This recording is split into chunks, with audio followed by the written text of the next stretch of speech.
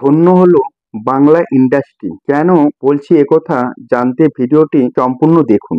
আর যারা এখনো আমাদের চ্যানেলটি সাবস্ক্রাইব করেননি তারা অবশ্যই আমাদের চ্যানেলটি সাবস্ক্রাইব করুন। আর যারা ভিডিওটি ফেসবুক থেকে দেখছেন তারা অবশ্যই ফেসবুক পেজটি ফলো করে লাইক করে দেবেন। নেট দুনিয়া হইচই, কারণ দেব নাকি জুবিন গর্গকে শ্রদ্ধা জানায়নি। এই নিয়ে উত্তরবঙ্গ ও আসামের মানুষ দেবের প্রতি ক্রুদ্ধ ও রাগী। যেই দেব আজ জুবিন গর্গের গান থেকে এত নামডাক, এত জনপ্রিয়তা অর্জন করেছে, সেই দেব জুবিন গর্গকে ভুলে গেছে। আবার অনেকে বলছেন দেব নাকি জুবিন গর্গকে অসম্মানিত করছে। অসম্মান দেবের নাকি জুবিন গর্গের প্রতি নেট দুনিয়া ভাইরাল। কিন্তু এবার সব অবসান কাটিয়ে দেব কি বলছেন চলুন আমরা দেখি। ক্যারিয়ারের মধ্যে Jeet Ganguly Zubeen Garg is big big and সবকটা গান, সবকটা মানে আয়না, মন ভাঙা আয়না থেকে আরম্ভ। আচ্ছা, আপনারা তো সবটাই শুনলেন, সবটাই দেখলেন, সবটাই বুঝলেন। সত্যি বলুন তো, জুবিন গর্গকে কি দেব অসম্মান করেছে? হ্যাঁ, ঠিক আপনাদের এই ভুলটাও আমি এবার কাটিয়ে দিই।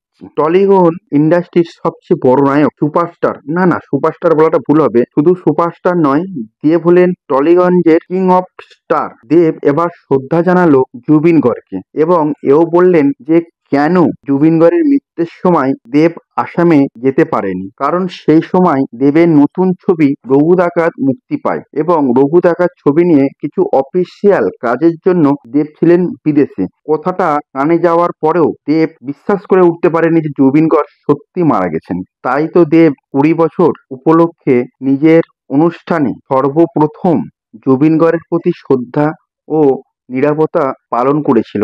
আচ্ছা, আপনারাই কমেন্ট করে বলুন যে দেব জুবিন গর্গের প্রতি শ্রদ্ধা আর ভালোবাসা আপনাদের মনে কেমন লেগেছে, আর দেবের প্রতি আপনাদের ভালোবাসা কতটা, জুবিনদার প্রতি আপনাদের ভালোবাসা কতটা, সেটা নিয়ে আপনারা কমেন্ট করবেন। আর যারা যারা এতক্ষণ ধরে আমাদের ভিডিওটি দেখছিলেন তাদের সবাইকে জানাই আরেকবার ধন্যবাদ।